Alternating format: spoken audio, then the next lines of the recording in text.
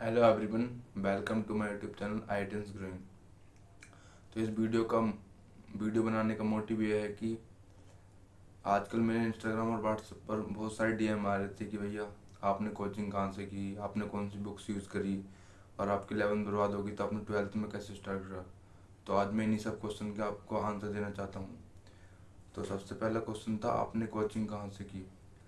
तो मैंने कोचिंग की थी PW से। एंड ये तुम किसी से भी ऑनलाइन या मैंने तो ऑनलाइन की थी PW से, तुम ऑनलाइन या ऑफलाइन कैसी भी तैयारी कर सकते हो। तुम अपने हिसाब से तैयारी करनी है, तुम ऑफलाइन भी चूज़ कर सकते हो और ऑनलाइन भी चूज़ कर सकते हो। अब दूसरा क्वेश्चन है, आपने कौन से क्लास से प्रिपरेशन स्टार्ट करी थी। तो मैंने 12th क्लास से सीरियसली वाली प्रिपरेशन स्टार्ट करी थी। 11th आधी बर्बाद हो गई थी, आधी सही हुई थी। कुछ केमिस्ट्री के चैप्टर कर लिए थे। केमिस्ट्री में मैंने इनऑर्गेनिक कर ली थी 11th में, बट मैं फिजिक्स और मैथ नहीं कर पाया था। तो सीरियस वाली पढ़ाई मैंने 12th से स्टार्ट करी थी। एंड तीसरा क्वेश्चन है कि 11th बर्बाद हो गई है, 12th में कैसे स्टार्ट करूँ। तो इसका सिंपल सा आंसर है कि 11th बर्बाद होगी वो मोस्टली बच्चों की होती है, बट अब तुम्हें उनसे आगे निकलना है तो डबल मेहनत करनी पड़ेगी। तो तुम्हारे पास बस एक ही उपाय है कि तुम्हें अपनी स्ट्रेटजी बनानी होगी और स्ट्रेटजी के हिसाब से चूज करने होंगे कि कौन सा चैप्टर ज़्यादा इंपॉर्टेंट है और कौन सा कम है। और 11th में जो चैप्टर हैं जो 12th में आएंगे, बच्चे हैं 2-3 महीने, उसमें तो आराम से वो वाले चैप्टर कर सकते हो जिनकी इम्पोर्टेंस है 12th में। तो एक बच्चे ने पूछा कि आपने बुक्स कौन सी यूज़ करी थी। तो बुक्स पे तो बात को आते हैं। सबसे पहले बात है कि आपने अपना मॉड्यूल करा हो एंड जो उसमें एक्सरसाइज है वो आपने सारी सोल्व करी हो। एंड उसके बाद प्रीवियस क्वेश्चन भी कर सकते हो आप। एंड बुक्स पे आप तभी जाएं जब आपके अच्छे नंबर आ रहे हो, मतलब मॉक टेस्ट में 150 नंबर आ रहे हो, 160 आ रहे हो। उसके बाद ये अब अपने जो चैप्टर कर रहे हैं उसे अपलिफ्ट कर सकते हैं, मतलब और अच्छा कर सकते हैं।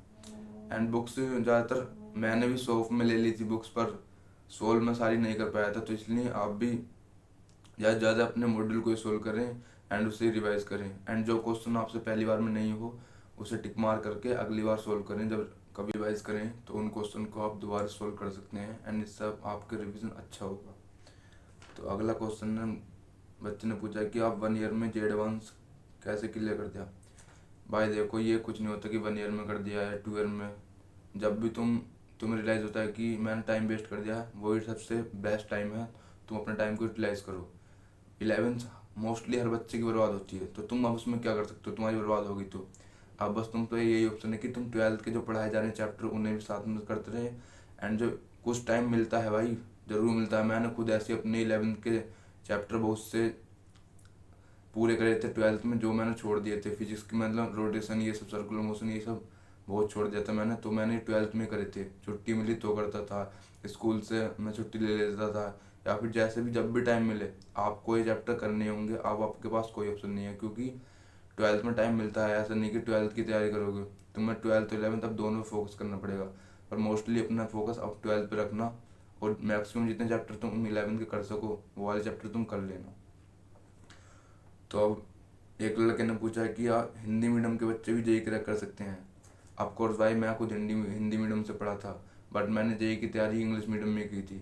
मैं भी सोच रहा था कि जेई की तैयारी हिंदी मीडियम में करूं, बट हिंदी मीडियम में इतने सोर्स नहीं है कि तुम जेई की तैयारी कर सको। ये भी कोई दिक्कत नहीं है कि तुम हिंदी मीडियम से पढ़े तो तुम इंग्लिश में समझने में दिक्कत होगी। शुरू में दिक्कत होगी। जब मैंने पढ़ना स्टार्ट किया था तो मैं शुरू में बहुत दिक्कत आई थी, 1-2 महीने। बट उसके बाद जब मुझे सारे कंसेप्ट क्लियर होने लगे, मतलब धीरे धीरे आप। एंड मेरी बात हमेशा याद रखना कि तुम नहीं करोगे तो कोई और करेगा, इसलिए अपनी पूरी जान लगा दो। अब की बार तो मुझे ही फोड़ना है। एंड नेक्स्ट क्वेश्चन पूछा था कि जेमिन फर्स्ट अटैम्प्ट खराब हो गया, अब सेकंड अटैम्प्ट कैसे सुधारें। तो देखो भाई, जिसका भी जेमिन फर्स्ट अटैम्प्ट खराब हुआ है, तो अब तुम्हें करना है कि सबसे पहले तो अपनी गलती एनालाइज करो, तुमने कौन सी गलती करी थी जेमिन फर्स्ट अटैम्प्ट में। एंड उसके हिसाब से अपने चैप्टर बनाओ कि मुझे कौन सा करना है, कौन सा छोड़ना है, एंड कौन सा तुम्हारा वीक है, कौन सा स्ट्रॉन्ग है। स्ट्रॉन्ग को तुम थोड़ा एग्जाम सेकेंड एग्जाम से पहले रिवाइज कर लेना, एंड जो वीक है तुम उन पर अच्छा काम करने लग जाओ, जिससे कि जो तुम्हारा जेईई सेकेंड अटेम्प्ट है उसमें तुम अच्छे परसेंटाइल लाकर एडवांस भी फोड़ सको। एंड अब बच्चे ने पूछा है कि जे एडवांस के लिए क्या करें। देखो, जिसका जे मेन फर्स्ट अटेम्प्ट अच्छा गया है उस पर तो इनफ टाइम है कि वो अपना जे एडवांस अच्छे से कर सकेगा। तो तुम्हें करना ये है कि जे मेन फर्स्ट अटेम्प्ट सही गया है तो तुम अगर इतनी परसेंटाइल आ गई कि तुम्हें दोबारा नहीं देना तो तुम सीधे जे एडवांस की तैयारी करो। एंड जिसकी परसेंटाइल इतनी अच्छी नहीं आई है तो तुम थोड़ा सा जे एडवांस का भी पढ़ सकते हो एंड जे मेन का तो तुम्हें पढ़ते ही रहना है। एंड जिनका फर्स्ट अटेम्प्ट बिल्कुल ही ख़राब हो चुका है तो अब उन्हें ये करना है कि अब उन्हें 80% फोकस अपना जे मेन पे करना है, 20% फोकस एडवांस पे रखना है। जैसे तुम्हारा कोई अच्छा चैप्टर है जे मेन के हिसाब से तो तुम उसके एडवांस के क्वेश्चन कर सकते हो। एंड जो तुम्हारा बिल्कुल वीक है बस तुम उसे जे मेन लेवल तक करो। इस स्ट्रेटजी को अपनाओगे तो तुम आराम से जे मेन और जे एडवांस अभी भी इनफ टाइम में तुम फोड़ सकते हो। ऐसा नहीं है कि अभी भी टाइम नहीं है कि मुझसे नहीं हो रहा, बस बहाने मारना बंद कर दो एंड तुम आराम से फोड़ दोगे। तो जो भी डाउट थे मैंने सारे क्लियर करने की कोशिश करी है। अगर आपका अभी भी कोई डाउट रह गया हो तो कमेंट में बता सकते हैं मुझे, मैं उसका रिप्लाई करने की भी कोशिश करूँगा।